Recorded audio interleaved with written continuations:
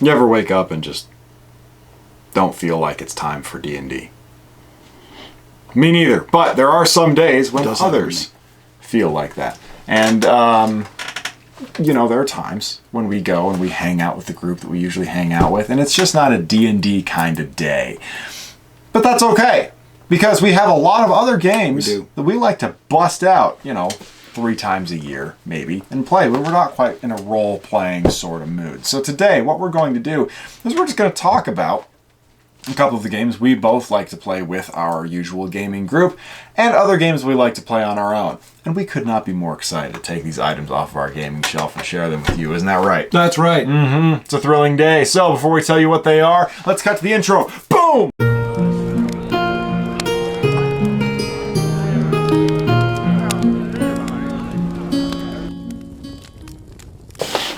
Welcome back. Welcome back. The first game that we're going to be discussing today is Circus Maximus. One of our favorite games to play, isn't that right? It was until just a few seconds ago. No, I'm never going to look at it the same way again. This is a very, very fun game. This is a good game. By the cover here, it's all about chariot racing. Take it away. I'll take it away. This is one of my favorite games from way, way back. It's an Avalon Hill game. I played no end of Avalon Hill games back in the day, back in the 70s. These chariot games, there are actually a number of these out now that are they're based on this, but as far as I'm concerned, none of them do quite as well as Circus Maximus. Yeah. It's a simple game. Let me pull out and show you the board. Mm-hmm. It's a cool board. It is a cool board.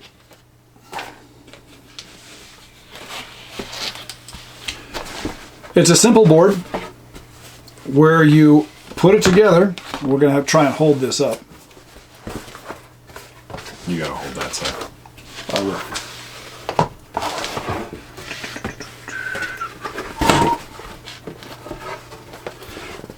Ignore that. So, why don't you hold that side? This is the board, and as you can see, it is just an oval racetrack. And it might look kind of boring that you end up just having some chariots and they go around the board and whoever gets there first wins. That is not the fun part of this game. No, it is not. The great part of this game is that you choose to outfit your chariot as you think best. Yes. So what you end up doing is you might have a really strong chariot that can take a lot of damage, because one of the best parts about this game is you try to destroy your opponent's chariot as you go around the track. Yes. You might have a very light chariot that is very fast and that you hope to outrun everybody else in the race. Mm-hmm. Or you might have certain things that your driver can throw at other drivers. Spears, daggers, javelins, hand grenades. Whatever. Hand grenades? That was a joke. We don't have those. And although you could. You could. Do that if you really wanted to make it more of a sci-fi keep it a little thing. zesty, then yeah. But to me, Circus Maximus is one of the most fun games that you can play in a short period of time. It's highly competitive. Yeah. You get into the thing and people are knocking each other over and trying to destroy each other right out of the gate. It's tough to not get into it once you start playing. It's very you get swept up in the action. You do really get swept up in it. And the thing is, it can be really funny when you're playing it. I once won the game by my driver. My chariot was completely destroyed by other players. It had smashed against the wall. The other players came in and just totally annihilated it. But I still won the game because my horses were fine and they drug my dying body across the line at the very end, and I barely beat some other people. But those are the kinds of things that happen in the game that make it just an awful lot of fun. One of my favorite games, Circus Maximus by Avalon Hill. It's a very, very good time. To me, it's a very, very difficult game to not enjoy. To have a bad experience. To have a bad experience in. Circus Maximus. If you're anywhere in the Rocky Mountain region, Colorado, Wyoming, Montana, this area, there is a guy who comes to a lot of the conventions who plays The gaming conventions. Yeah, who got the gaming conventions in the region, who kind of does blown up, more intense, a lot going on versions of Circus Maximus that we definitely recommend. And if you've watched any of our Cheyenne Gaming Convention videos, we've talked about this guy before, and they're a really good time. Virgilio is his name. Yeah, and this game served as the inspiration, we know, for a lot of the things that he ended up doing. Because, they're essentially huge scale versions of Circus Maximus style things where you're going around a track. Just with different settings sometimes and different things you can do. But this is the game that started all of that. As far as we played a role. Yeah, we definitely recognize it in the game, but great game. The other game we're going to talk about today. We're going to let you, this is a little insight into our lives. A little bit of a wild card here. I'm sure you guys aren't picturing this coming, but it is, drum roll, the Andy Griffith Show Mayberry Mania game. Put some cheering noises in. This game is awesome. The reason that this game is awesome is because the Andy Griffith Show is my all-time favorite television show. And my second all-time favorite television show. It's just a great experience to watch the show. I can talk along with the dialogue all the way through. I know every bit of trivia that you could possibly want to know about the show. Within the black and white seasons, the first 5, because after that's all that matters. It's only the first. It's only the ones after Don Knotts leaves. We don't count those. But we love this show, and as such, we are exceptionally good at the trivia for it. Yeah, if you want to be completely hammered in a game by one of us, play us in the Andy Griffith Show Mayberry Mania game. Fun fact, he's never actually beaten me in this game, and he watched the show when it first came out. I've only watched the reruns. I did not watch it when it first came out. I did. It came out in '63. When were you born? I was not watching it. I'm not that old. Okay, I didn't.